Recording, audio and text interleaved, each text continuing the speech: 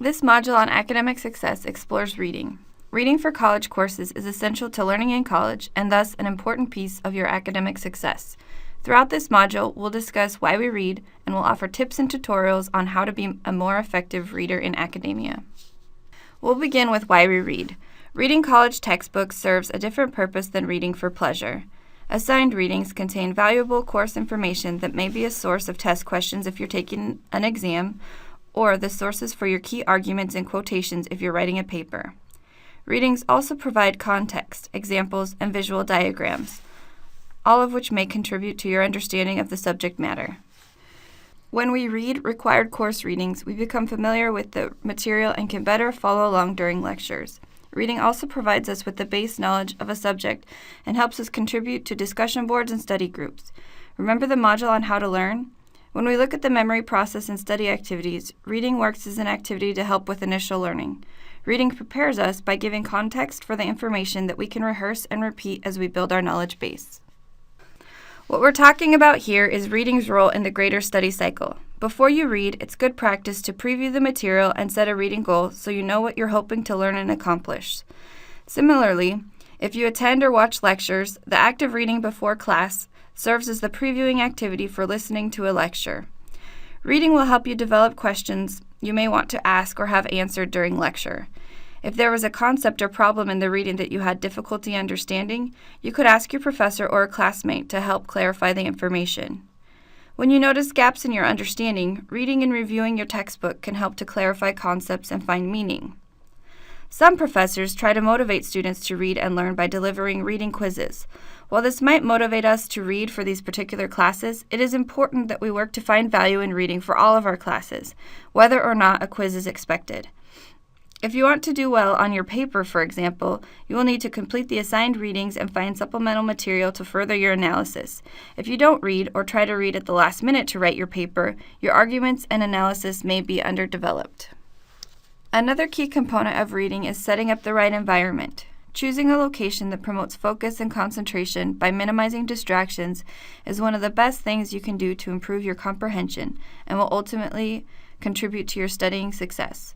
Working time management into your individual reading sessions can be useful as well. You can set a reading goal for yourself and break your assigned reading into manageable chunks. Most people find it hard to successfully concentrate for more than 45 minutes at a time, so you might want to add a short break into every hour of studying. At this point in the module, we're going to share some tips on how to be more intentional with your reading. We'll share how to identify the main idea when reading, how to use a reading strategy, and how to highlight, underline, and annotate when reading. We believe that your reading will be more effective and your learning will increase when you put more thought and planning into your reading sessions. We'll start with finding the main idea. Identifying the main idea is a vital reading comprehension skill. The main idea of the text is what the author is trying to say to the reader. If you disregard the main idea or are unable to locate it, the rest of the text will lose its meaning.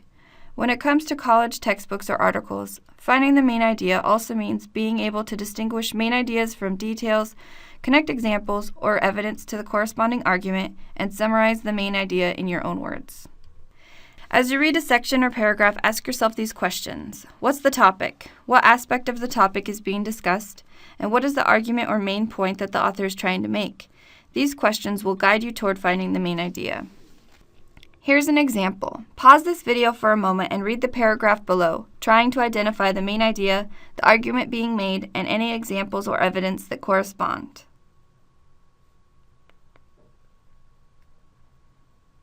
I would say that the main idea of the paragraph is that the Industrial Revolution is characterized by a countless number of innovations. If this is the main idea, I can expect that the paragraph that follows will give me examples of some of the innovations that came about during the Industrial Revolution. I am going to underline that and make a note of that idea next to the paragraph. As I continue through the paragraph, there seem to be some good examples of innovations. I'm going to underline those as well and note the examples in the margins for quick reference when reviewing. Finally, I get to the end of the paragraph and the sentence about other scientific advances seems confusing. Are these advances that came out of the Industrial Revolution or at another time? I will note that question to review later or ask my study group. Depending on the textbook, it can be difficult to locate the main idea. Look for the broad idea that encapsulates the entire paragraph or several paragraphs. Many textbooks follow a typical pattern of using headings to indicate the focus of the section, the first sentence to introduce the paragraph, or the first paragraph to introduce the section. Those can be good places to look if you get stuck.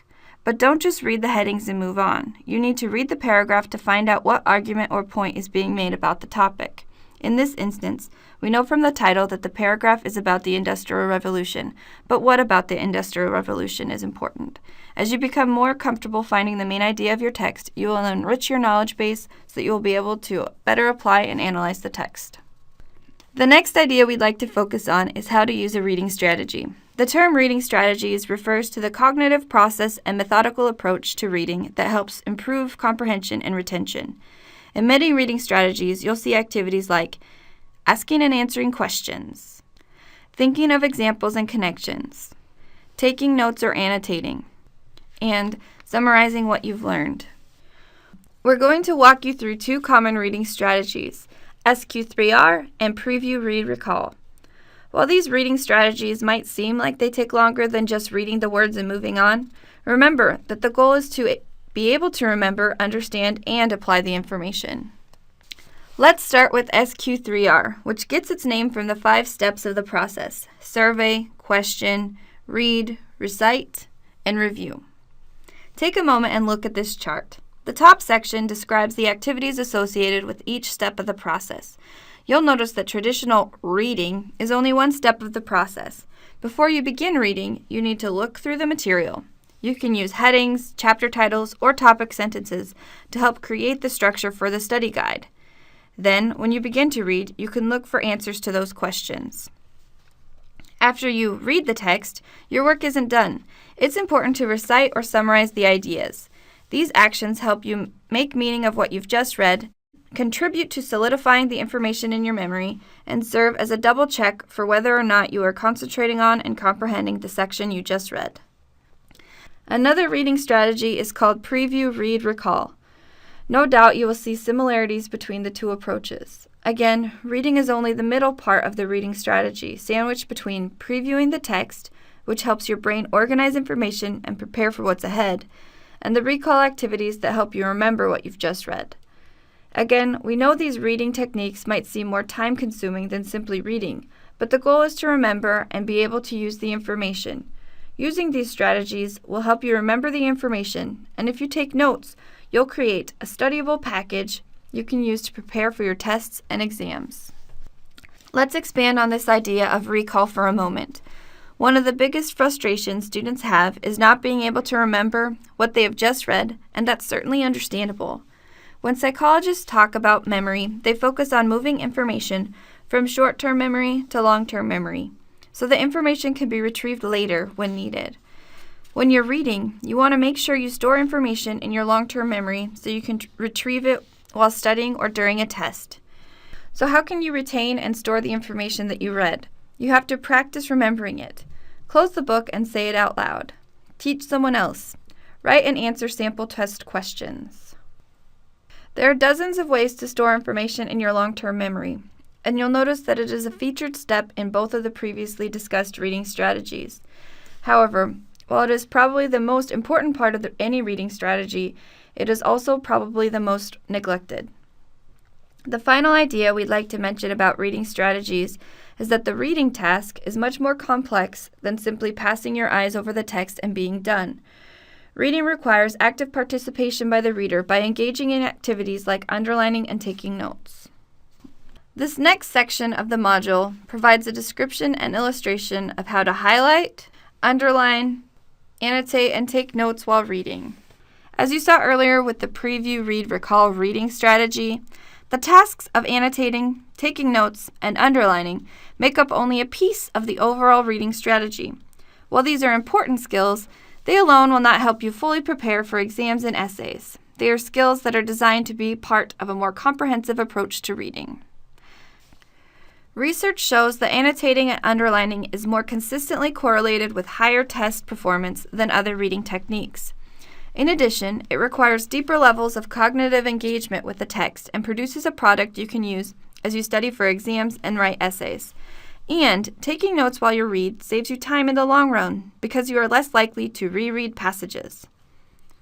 There are 3 techniques we'll explore in this section of the module, and they are not necessarily independent of each other. In fact, some students choose to use all 3 together. We'll begin with highlighting and underlining. Highlighting is the least favorite activity of learning specialists because so often students use highlighting to stay awake, hold their place in the text, and concentrate. The result of this approach is that you have an over-highlighted textbook, but you haven't really engaged in thinking about the text. The key to successful highlighting and underlining is to highlight or underline selectively, focusing on main ideas, keywords and concepts, and keeping your highlighting or underlining to the most important 20% or less of the text. Some researchers even recommend highlighting no more than 1 sentence per paragraph. This selectivity will cause you to pause every now and then to consider what the main points are and to identify key concepts. You'll be thinking about what you're reading and monitoring your comprehension. The next skill to develop is annotation. Annotating a text refers to the process of adding notes in your textbooks alongside the text. We did that earlier when looking for the main idea in the Industrial Revolution passage. There is an example of annotation on this slide. When you take notes in the margins, you do so to summarize main ideas, to note confusing ideas or concepts, to comment on ideas and connections, and to write down possible study questions. As you can see from the example, annotating in the margins and underlining and highlighting text passages are highly complementary activities. When you underline, you are identifying key concepts and words, and when you annotate, you are writing key concepts, potential test questions, and other notes in your own words in the margin of the text. Sherry Nist, an expert on annotating effectively, recommends annotating as you read and following up by underlining the key points after you've completed the paragraph. Annotating as a study activity forces you to mentally engage with the text. Let's try out an example. The following paragraph is from a psychology textbook. Pause the video, read the paragraph, and try out a few exercises with us. What statement would summarize the main point of the reading? Try to make a test question out of this paragraph. What would it be? What word or concept might you turn into a note card or study guide review item? Now think beyond the reading itself. What does this mean for how you study? Might this explain why we take notes during lectures? How? What other questions do you have about the memory that might be answered further in the reading? Here's an example annotation from this passage, identifying the main idea, possible areas for future questions, and an example test question. If you have a regular need to revisit the text, either to pull out quotes to use in a paper or to examine the topic or topics, you'll find it quite useful to have already marked the text, as it will help you relocate material when you return to the text. The skills you use as you annotate are quite similar to those you will use when you take notes on the reading. The difference is that when note-taking, you'll be writing on the separate sheet of paper or on note cards, as opposed to the edges of the text itself. The goal of taking notes while you read is that you will produce a studyable package that extracts the important information from the text and condenses it for convenient review and self-testing as you prepare for your exams.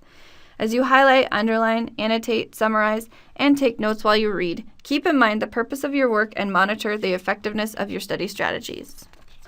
We'd now like to take a moment to reflect on what you've learned in this module. We ask you to think about these 2 questions.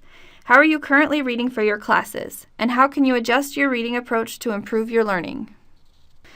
Thank you for joining us for this reading module. Please visit our website at success.oregonstate.edu/learning-corner for more information and study tips.